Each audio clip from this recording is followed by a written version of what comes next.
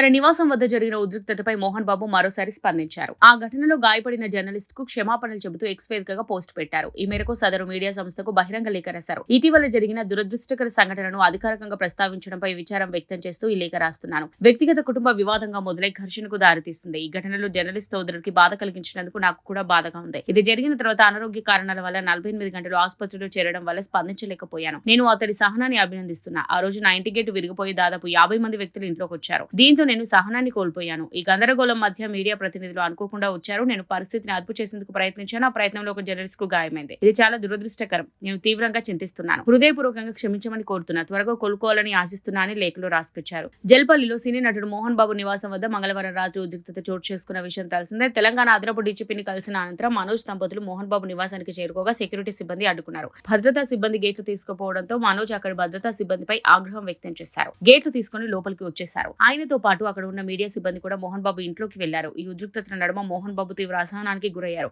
అక్కడే ఉన్న మీడియా ప్రతినిధులపై ఆయన ఆగ్రహం వ్యక్తం చేశారు. కొందరు ప్రతినిధులపై ఆయన చేయి చేసుకున్నారు. దీంతో ఆ జర్నలిస్ట్ కు గాయమైంది.